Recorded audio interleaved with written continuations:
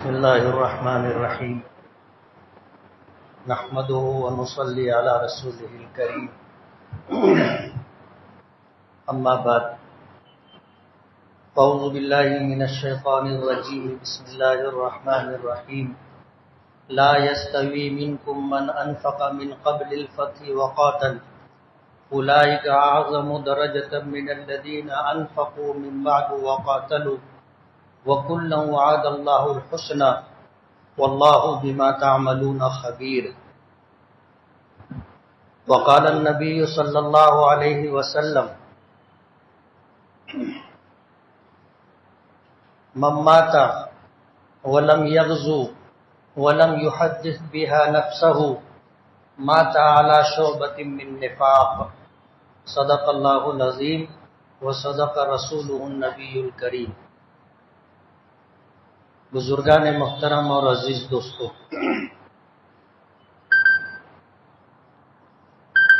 محرم الحرام کا چاند دکھ چکا ہے اور آج محرم کی 2 تاریخ ہے۔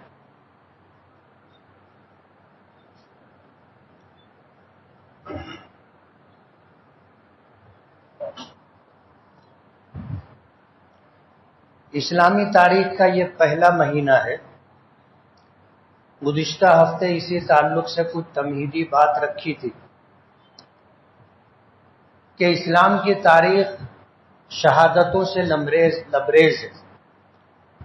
اسلام کی تاریخ کا کوئی ورق آپ کو ایسا نہیں ملے گا جس پر اللہ کے دین کی حفاظت و صیانت کے لیے، اللہ کے دین کی نشر و اشاعت کے لیے، اس کی بقا اور تحفظ کے لیے جان دینے والوں نے جان نہ دی ہو، قربانیاں دینے والوں نے قربانیاں نہ دی ہو، ایسا نہیں۔ اسلام کی تاریخ کے ہر ورق پر آپ کو شہیدوں کے نام ملیں گے۔ اسلامی تاریخ کا پہلا مہینہ محرم الحرام اور اس کی پہلی تاریخ یکم محرم الحرام تاریخ اسلام کی زبردست شخصیت علمی اور عملی اعتبار سے سیدنا عمر فاروق رضی اللہ تعالی عنہ کی شخصیت ہے، اور یکم محرم الحرام آپ کی شہادت کا دن ہے۔ آپ دیکھیے اسلامی تاریخ کا آغاز پہلا دن حضرت عمر فاروق رضی اللہ تعالی عنہ کی شہادت سے شروع ہو رہا ہے۔ 22 لاکھ مربع میل پر حکومت کی تھی۔ عدل و انصاف کا یہ عالم تھا کہ ایک جگہ سے بھیڑیا اور بھیڑ ساتھ میں پانی پیتے تھے۔ تاریخ میں آتا ہے کہ جب بھیڑیے نے بھیڑ پر حملہ کر دیا تو چرواہے نے کہا کہ عمر فاروق کا انتقال ہو گیا۔ عدل و انصاف کا یہ عالم تھا کہ کہا کرتے تھے کہ دریائے دجلہ کے کنارے اگر کوئی بھوکا مرتا ہے تو عمر فاروق سے پوچھا جائے گا۔ حکومت کی تو اس طرح کی، اور اس طرح کی حکومت کوئی لینا پسند نہیں کرتا۔ جمعہ کا دن تھا، منبر پر خطبہ دینے کے لیے کھڑے ہوئے تو بدن پر جو چادر تھی اس پہ پیوند لگے ہوئے تھے۔ جب بیت المقدس فتح ہوا تھا، تاریخ بتاتی ہے کہ جب بیت المقدس کا محاصرہ کیا گیا اور صورتحال ایسی تھی کہ جب محاصرے کے بعد قلعہ بند لوگ تنگ آ گئے تو انہوں نے اس بات کا پیغام بھیجا کہ اگر آپ کے امیر آ جائیں تو ہم قلعے کی چابی انہیں دے دیں گے۔ بغیر خونریزی کے قلعہ فتح ہو رہا تھا۔ مدینہ منورہ خبر پہنچی، حضرت عمر فاروق رضی اللہ تعالی عنہ نے اس پیغام کو قبول کیا، مدینے سے سفر شروع کیا، ساتھ میں اپنے غلام کو لیا۔ ایک اونٹ تھا، یہ طے ہوا کہ ایک منزل تک میں چلوں گا، تم اونٹ پر بیٹھنا، اور جب دوسری منزل تک جانا ہوگا تو میں اونٹ پر بیٹھوں گا، تم پیدل چلنا اونٹ کی نکیل پکڑ کر۔ مدینہ منورہ سے یہ سلسلہ شروع ہوا، اور جب بیت المقدس آخری منزل آئی تو غلام کے اونٹ پر بیٹھنے کی باری تھی، غلام کے اونٹ پر بیٹھنے کی باری تھی۔ حضرت عمر فاروق رضی اللہ تعالی عنہ نے اونٹ سے اتر کر کے غلام کو اونٹ پیش کیا، تو غلام کہنے لگا کہ یہ آخری منزل ہے، لوگ کیا کہیں گے؟ آپ پیدل چل رہے ہوں گے، مسلمانوں کے امیر ہیں، 22 لاکھ مربع میل پر آپ کی حکومت ہے، اور میں اونٹ پر بیٹھا رہوں گا، آپ نکیل پکڑ کر کے چلیں گے۔ حضرت عمر فاروق رضی اللہ تعالی عنہ حق و انصاف کے بارے میں، دین کے بارے میں، اعلاء کلمت اللہ، اللہ کے احکام، قرآن کریم کے سلسلے میں کسی ملامت کرنے والے کی ملامت کی پرواہ نہیں کرتے تھے۔ کہا کہ تمہاری باری ہے، تم بیٹھو۔ اور اس حال میں بیت المقدس پہنچے تھے کہ غلام اونٹ پر بیٹھا تھا اور نکیل حضرت عمر فاروق رضی اللہ تعالی عنہ کے ہاتھ میں۔ اور جب بیت المقدس کے دروازے پر پہنچے تو ان کے علماء برجیوں سے، قلعے کی فصیلوں سے کھڑے ہو کر کے انتظار کر رہے تھے اور دیکھنا چاہتے تھے۔ ان کے علماء نے ان کو بتایا تھا کہ ایک وقت آئے گا کہ بیت المقدس مسلمانوں کے ہاتھوں فتح ہوگا، حالت یہ ہوگی کہ مسلمانوں کا امیر جب آئے گا قلعے کے دروازے پر تو اونٹ کے اوپر غلام بیٹھا ہوگا اور مسلمانوں کا امیر اونٹ کے نکیل پکڑ کے چل رہا ہوگا۔ اس حالت میں پہنچے تھے علماء نے، راہبین نے قلعے کے دروازے کو کھول دیا اور بتاتے ہیں کہ کسی پوچھنے والے نے حضرت عمر کے لباس کو دیکھا اور لباس پر لگے ہوئے پیون کو گنا، 16 پیون تھے۔ تھوڑی دیر کے لیے تردد آیا، حضرت عمر فاروق رضی اللہ تعالی عنہ نے پوچھا کیا دیکھ رہے؟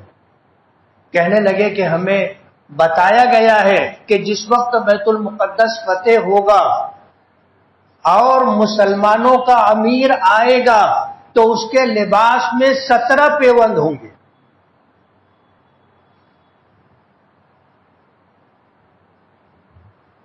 کتنے پیوند؟ 17 پیوند ہوں گے۔ تاریخ میں آتا ہے کہ ان 17 پیوند میں ایک پیوند چمڑے کا بھی تھا۔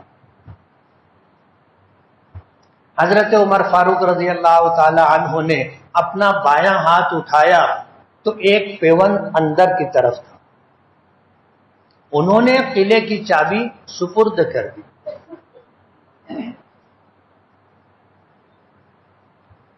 اب ظاہر بات ہے ایسی بادشاہت اور حکمرانی کون قبول کرے گا؟ حضرت ابوبکر صدیق رضی اللہ تعالی عنہ سے حضور کے وصال کے بعد ذمہ داری ان کے کاندھوں پر آئی۔ دوسرے دن صبح کے وقت پھر کپڑوں کا گٹھا اٹھایا، اپنے کاندھے پر رکھا اور بازار جانے لگے۔ حضرت عمر فاروق نے روکا، پوچھا کہاں جا رہے ہو؟ کہا بازار جا رہا ہوں۔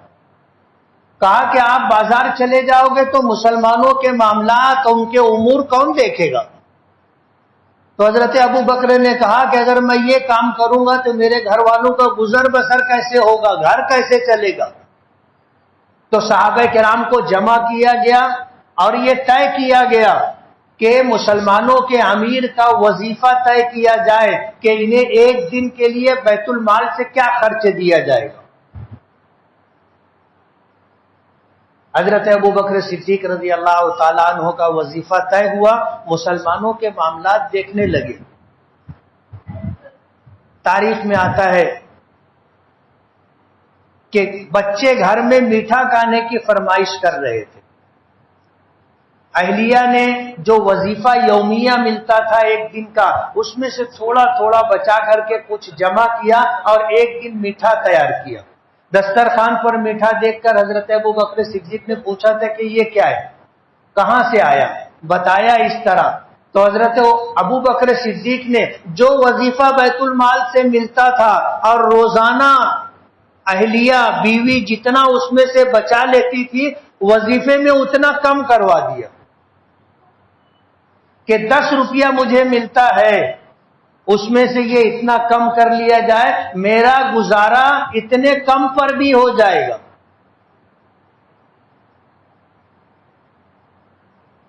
اس طرح کی حکمرانی کی تھی۔ حضرت ابوبکر صدیق کا دور دیکھو، حضرت عمر فاروق رضی اللہ تعالی عنہ کا دور دیکھو، اور صرف امیر المومنین کا نہیں بلکہ جنہیں گورنر بنا کر کے بھیجا جاتا تھا ان کا بھی یہی حال تھا، یہی حال تھا۔ حضرت سعد رضی اللہ تعالی عنہ کے بارے میں آتا ہے کہ انہیں کوفہ کا گورنر بنا کر کے بھیجا گیا تھا۔ شکایت آئی گورنر کے بارے میں حضرت عمر فاروق رضی اللہ تعالی عنہ کے پاس مدینہ منورہ میں، اور شکایت یہ تھی کہ یہ دن میں لوگوں سے ملتے ہیں، رات میں کسی سے ملاقات نہیں کرتے، اور ہفتے میں ایک دن کسی سے نہیں ملتے، اور انہیں نماز پڑھانی بھی نہیں آتی۔ اپنے گمان کے متعلق حضرت عمر نے فیصلہ نہیں کیا کہ صحابی رسول سعد ابن ابی وقاص ایسا کیسے کر سکتے۔ شکایت آئی، اس کی تحقیق کی، حکم بھیجا کہ جس حال میں ہو اسی حال میں مدینہ منورہ آؤ۔ حضرت سعد ابن ابی وقاص کوفہ کے گورنر تھے، وہاں سے نکلے، اپنا جو کچھ تھا ایک پوٹلی میں باندھا، بغل میں دبایا اور مدینہ پہنچ گئے۔ سفر کرتے کرتے مدینہ پہنچ گئے۔ حضرت عمر فاروق رضی اللہ تعالی عنہ راستے میں چھپ کر کے بیٹھ کر کے یہ دیکھ رہے تھے کہ کوفہ کا گورنر آ رہا ہے تو کس حالت میں آ رہا ہے۔ دیکھا کہ کچھ بھی نہیں ہے ان کے ساتھ، ایک پوٹلی بغل میں دبی ہوئی ہے اور مدینہ آگے۔ حضرت عمر فاروق رضی اللہ تعالی عنہ کے پاس پہنچے تو حضرت عمر فاروق رضی اللہ تعالی عنہ نے آئی ہوئی شکایت ان کے سامنے رکھی، تو کہنے لگے کہ میں نے دن اللہ کے بندوں کے لیے رکھا ہے، رات اپنے خالق اور مالک کے لیے رکھی ہے۔ میں دن میں بندوں کا کام کرتا ہوں، رات میں اپنے پروردگار کی عبادت کرتا ہوں، اس لیے میں رات کسی سے ملاقات نہیں کرتا۔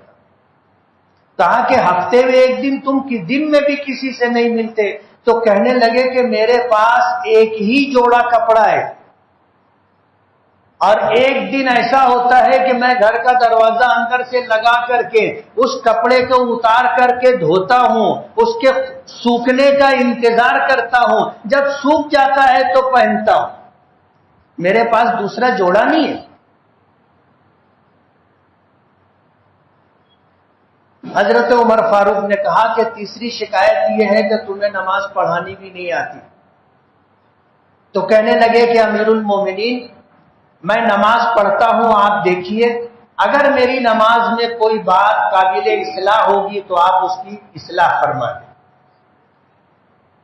2 رکعت نماز پڑھی، سلام پھیرا، دیکھا تو حضرت عمر فاروق رو رہے تھے۔ تو انہوں نے پوچھا کہ امیر المومنین آپ رو کیوں رہے ہو؟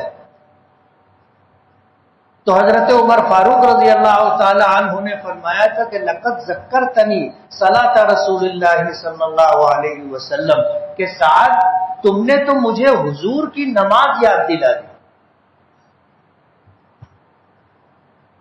ایسی نماز پڑھتے۔ اس کے بعد اسی پر اکتفا نہیں کیا، حضرت سعد رضی اللہ تعالی عنہ کے ساتھ اپنا ایک آدمی دیا کہ ان کے ساتھ کوفہ جاؤ اور ہر مسجد میں اعلان کرنا کہ یہ تمہارے گورنر اور امیر ہیں، ان کے متعلق کوئی شکایت ہو تو بتاؤ۔ ساری مسجدوں میں کوفہ کے کہیں سے کسی نے شکایت نہیں کی.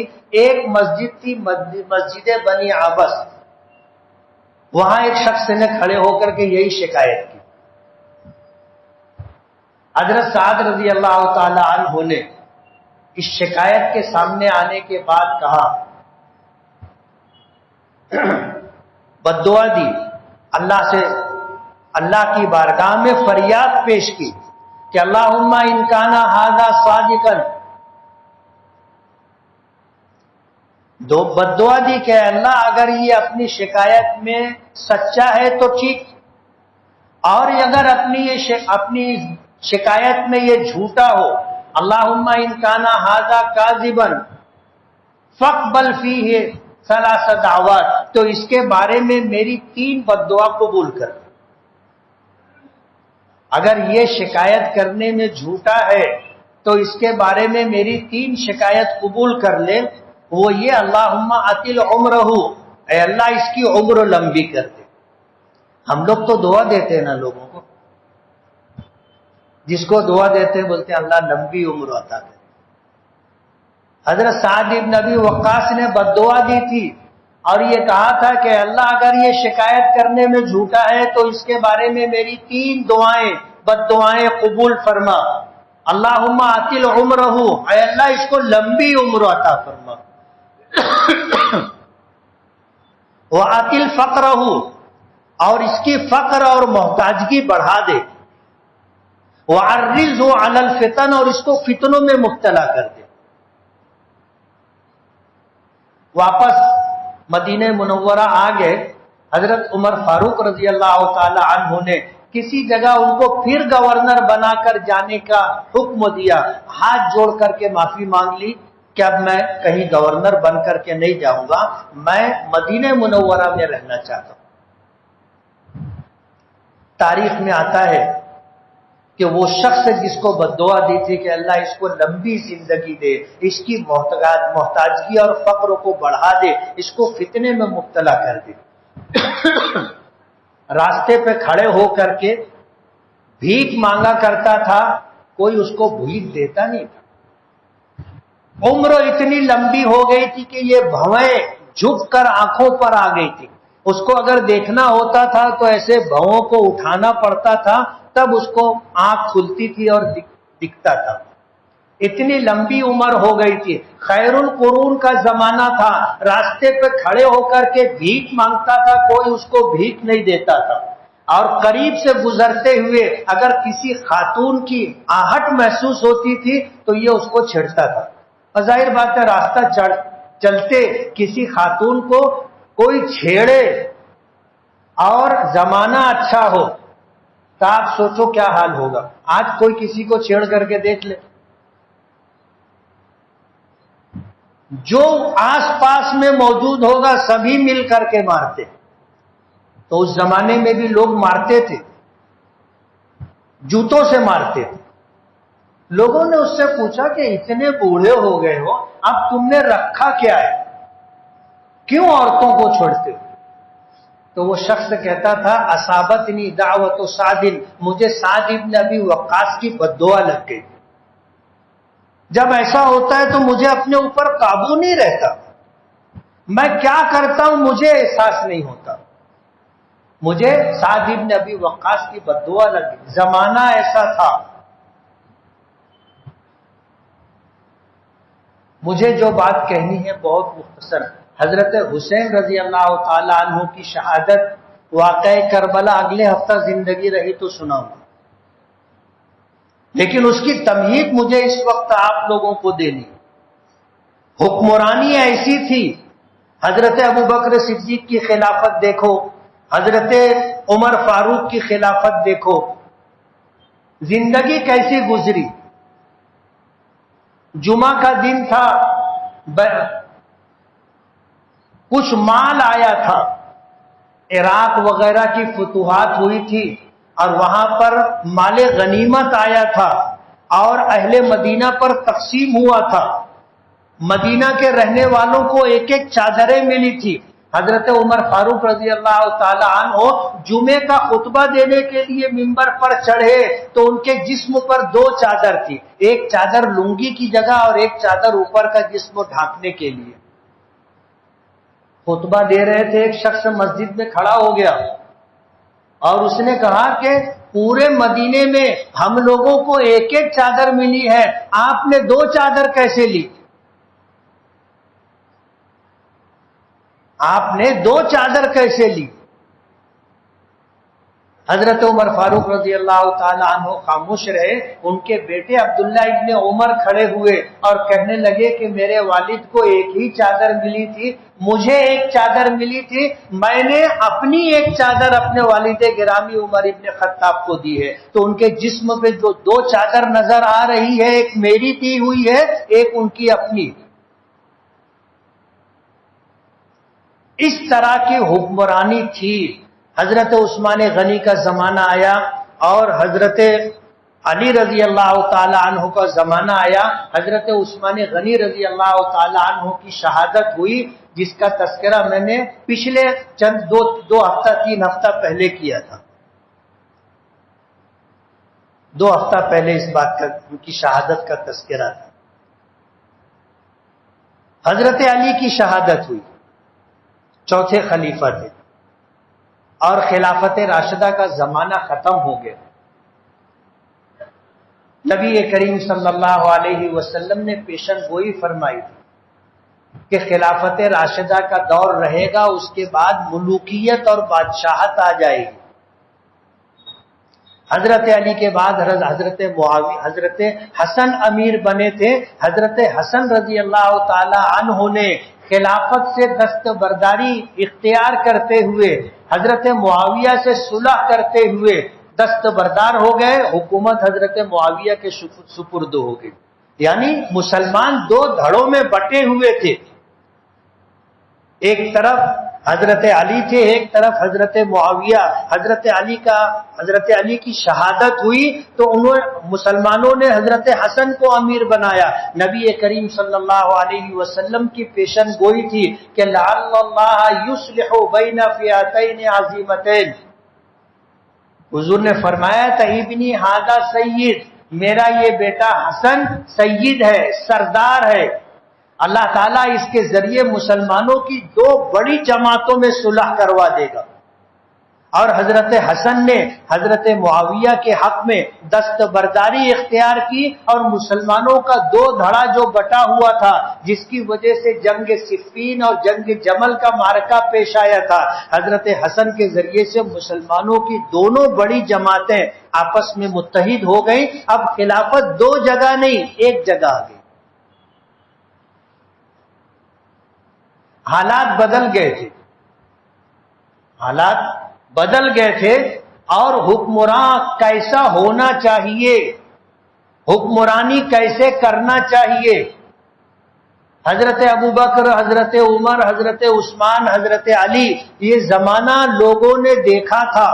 جب حالات بدل گئے اور حالات بدلنے کے بعد حضرت معاویہ کا زمانہ تھا، اور وہ زمانہ جب ختم ہوا اور انہوں نے اپنی زندگی میں اپنے بیٹے یزید کو جب خلافت سپرد کی، یہ بات مسلمانوں کے درمیان وجہ اختلاف بنی۔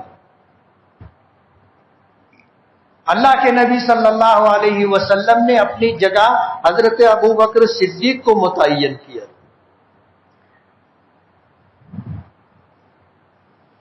حضرت ابوبکر صدیق رضی اللہ تعالی عنہ نے اپنی جگہ حضرت عمر فاروق رضی اللہ تعالی عنہ کو متعین کیا تھا کہ میرے بعد مسلمانوں کے امیر یہ رہیں گے۔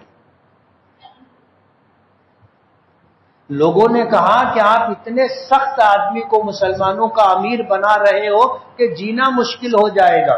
تو حضرت ابوبکر صدیق نے کہا تھا کہ جب خلافت کا، حکومت کا بار بوجھ ان کے کاندھوں پر آئے گا تو یہ نرم ہو جائیں گے، اور کل قیامت کے دن اللہ مجھ سے پوچھے گا کہ اپنی جگہ مسلمانوں کا امیر اور ذمہ داری کس شخص کو سپرد کی ہے، تو میں یہ کہہ سکوں گا کہ میں مسلمانوں میں اس شخص کو اپنا نائب اپنی جگہ دے کر کے آیا ہوں جو مسلمانوں میں میرے گمان کے مطابق سب سے اچھا تھا، جن کے بارے میں حضور نے فرمایا تھا کہ لوکانا بعدی نبی لکانا عمر، میرے بعد اگر کوئی نبی ہوتا تو عمر نبی ہوتے،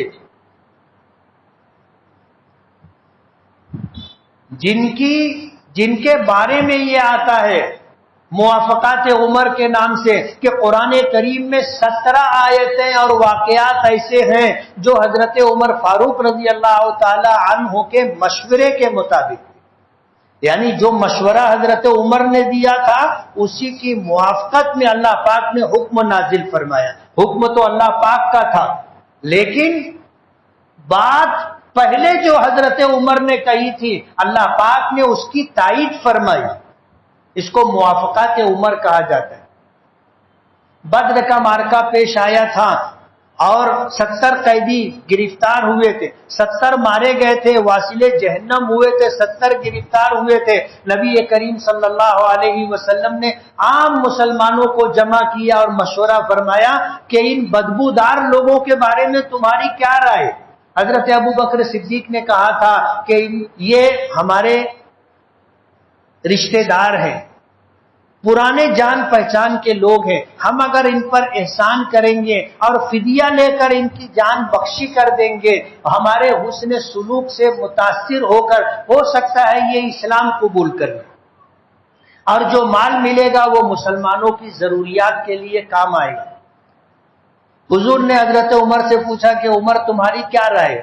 تو حضرت عمر نے کہا تھا کہ فلاں شخص میرا ماموں ہے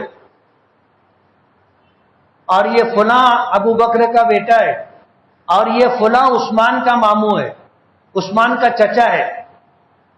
تو حضور نے پوچھا کہنا کیا چاہتے؟ کہا کہ یہ ہمارے رشتہ دار ہیں، انہیں جو جس کا رشتہ دار ہے اس کے حوالے کر دیا جائے۔ تو حضور نے پوچھا کیوں، کیا کرو گے؟ کہا کہ ہم اپنے ہاتھوں سے ان کی گردن ماریں گے،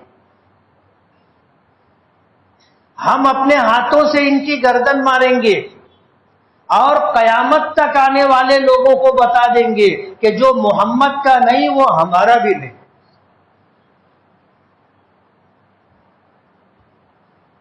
جو حضور کا نہیں ہے وہ ہمارا بھی نہیں ہے۔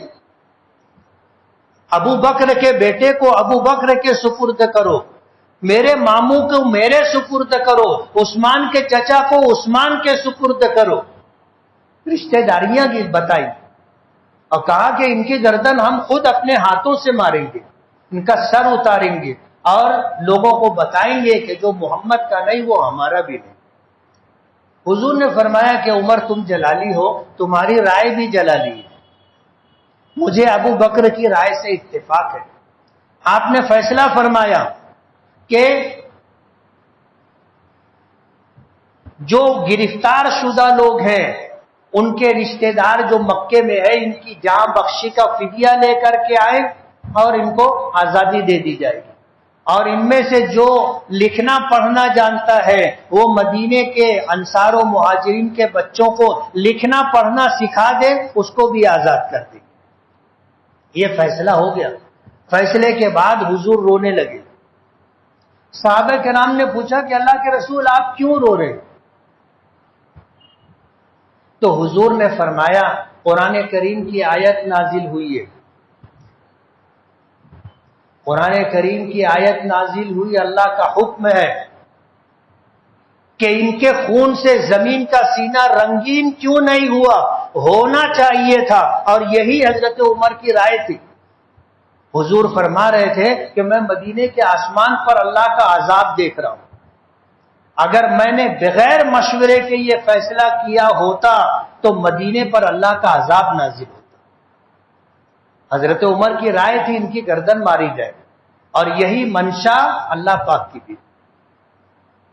موافقات عمر میں ایک یہ بھی ہے، قرآن کریم میں 17 آیتیں ہیں اس طرح کی۔ تو حضرت ابو بکر نے کہا تھا کہ میں اللہ کی بارگاہ میں یہ کہوں گا کہ میں ایک ایسے شخص کو مسلمانوں کا امیر بنا کر کے آیا ہوں جو میرے گمان میں مسلمانوں میں سب سے بہتر تھا۔ حالات بدل گئے تھے۔ حضرت معاویہ نے اپنے بیٹے یزید کو نامزد کیا، اس نامزدگی کی وجہ سے اختلاف ہوا۔ مسلمانوں میں 3 طرح کے لوگ ہو گئے۔ کچھ لوگ وہ تھے جنہوں نے اس سے اختلاف کیا تھا، ان میں حضرت حسین رضی اللہ تعالی عنہ بھی تھے، اور ان کا یہ کہنا تھا کہ اسلامی اصول و ضابطے کے اعتبار سے آپ ان کی نامزدگی صحیح ثابت کر دو، میں بیعت کر لوں گا، ورنہ عام مسلمانوں پر ڈال دو کہ عام مسلمان فیصلہ کرے کہ مسلمانوں کا امیر کون ہوگا۔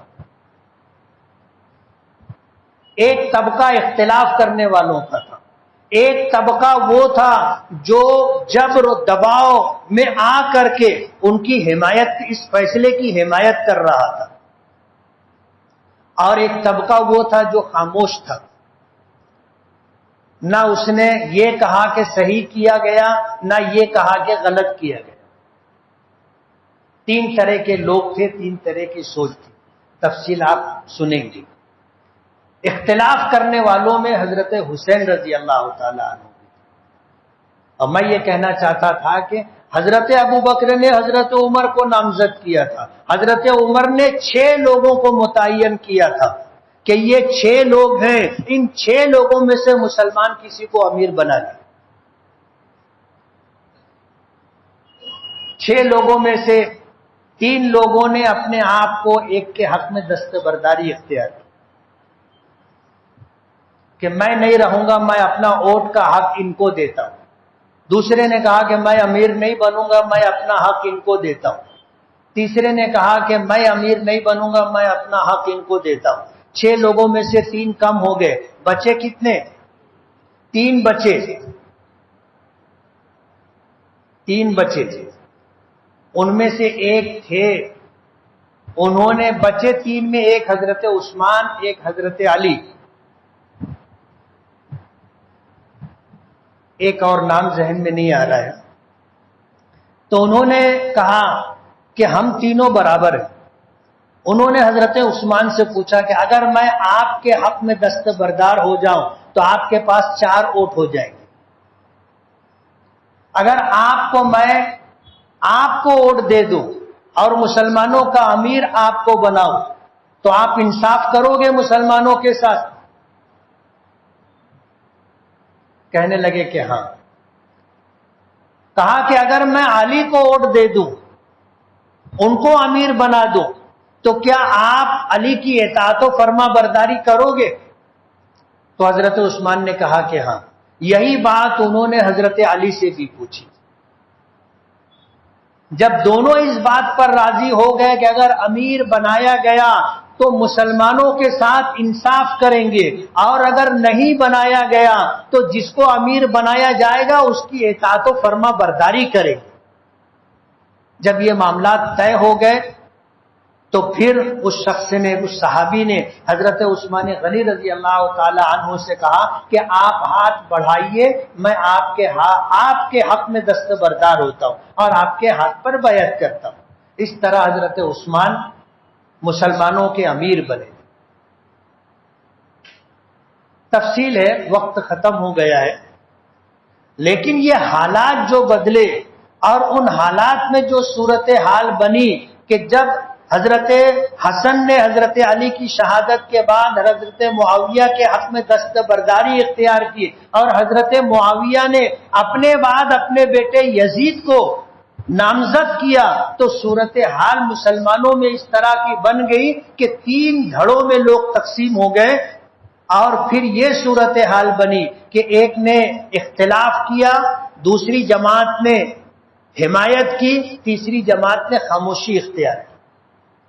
حضرت حسین رضی اللہ تعالی عنہ اختلاف کرنے والے لوگوں میں سے تھے، انہوں نے یہی بات کہی کہ یزید کی خلافت اسلامی اصول و ضابطے سے صحیح ہے، ثابت کر دو، میں بیعت کر لوں گا۔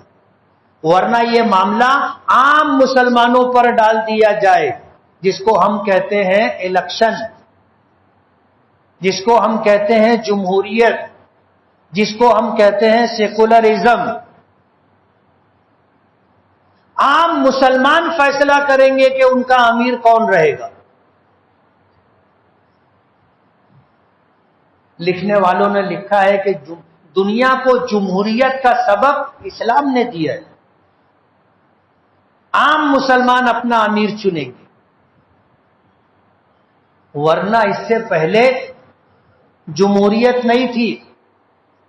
جو بادشاہ ہوتا تھا وہ اپنی طاقت کے بل بوتے پر بادشاہ ہوا کرتا تھا، اور کوئی حکمرانی یہ کوئی لوگوں کو انصاف دینے کے لیے نہیں ہوتی تھی، جنگل راج تھا، جنگل راج تھا، جس کے پاس طاقت ہوتی تھی اپنے طاقت کے بل بوتے پر وہ حکومت حاصل کرتا تھا اور حکومت کرتا تھا۔ اسلام نے لوگوں کو اپنے حکمرانوں کے انتخاب کا طریقہ بتایا، جمہوریت دی کہ اپنے امیر کا انتخاب عام مسلمان کریں گے، اور یہی حضرت حسین رضی اللہ تعالیٰ عنہ کا کہنا تھا کہ پچھلے لوگوں نے اگر کسی کو نامزد کیا تو نامزد کرنے کے لیے اصول و ضابطے تھے، ان اصول و ضابطے پر ان کو نامزد کیا گیا۔ حضور نے حضرت ابوبکر کو نامزد کیا تھا، حضرت ابوبکر سے بہتر کون تھا؟ اور پھر حضرت ابوبکر نے حضرت عمر کو متعین کیا تھا، اس زمانے میں حضرت عمر سے بہتر کون تھا؟ پھر اس کے بعد حضرت عمر نے 6 لوگوں کے نام پیش کیے اور یہ بتایا کہ ان میں سے کسی ایک کو منتخب کر لیا جائے، اس طرح انتخاب ہوا۔ پھر اس کے بعد حالات تھے کیسے، حضرت علی کا انتخاب ہوا، پھر حالات بگڑے، اور پھر جو صورتحال بنی وہ ایک تاریخ کا ایک دردناک حصہ ہے، جس کی وجہ سے جنگ جمل ہوئی جس میں حضرت عائشہ بھی تھی، جنگ صفین ہوئی جس کے بارے میں آتا ہے کہ 80,000 صحابہ کرام شہید ہوئے تھے۔ اسے مشاجرات صحابہ کہا جاتا ہے، اور ہمارے علماء کا اس پر اتفاق ہے کہ اس پر بات نہیں کرنی چاہیے۔ وجہ اس کی یہ ہے کہ جب اس میں تفصیل میں ہم لوگ جاتے ہیں تو ہمارے سننے والوں میں آدھے ایک طرف ہو جاتے، آدھے دوسری طرف ہو جاتے، اور ظاہر بات ہے آدمی ایک طرف ہو گیا تو دوسری طرف کے لوگوں کے تعلق سے دل میں جو عظمت اور احترام تھا وہ یا تو ختم ہو جاتا ہے یا کم ہو جاتا ہے۔ اور کسی صحابی کے تعلق سے اپنے دل میں یہ بات کہ ان کی عظمت و احترام میں فرق آ جائے ہمارے لیے ایمانی اعتبار سے بہت نقصان دہ۔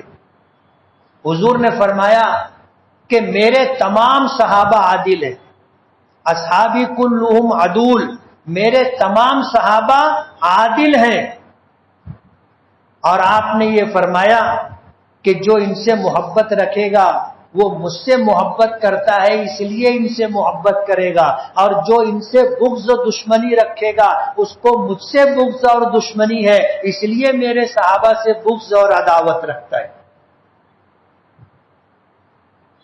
ظاہر بات ہے جب اس طرح کی بات ہوتی ہے تو مسلمانوں کے سننے والوں میں یہ تصور آ جاتا ہے کہ یہ حق پر تھے، یہ ناحق پر تھے، اور کچھ سمجھتے ہیں کہ یہ حق پر تھے، یہ ناحق پر تھے۔ یہ مشاجرات صحابہ ہے۔ زمانہ یہ تھا، واقعہ کربلا کا معرکہ کیوں پیش آیا، اور حضرت حسین اس دھڑے میں تھے جس نے اختلاف کیا تھا، اور ان کا یہ کہنا تھا کہ ان کی نامزدگی اسلامی اصول و ضوابط سے آپ صحیح ثابت کر دو میں مان لوں گا، اور اگر نہیں ثابت کر سکے تو پھر اپنے امیر کا انتخاب عام مسلمان کرے۔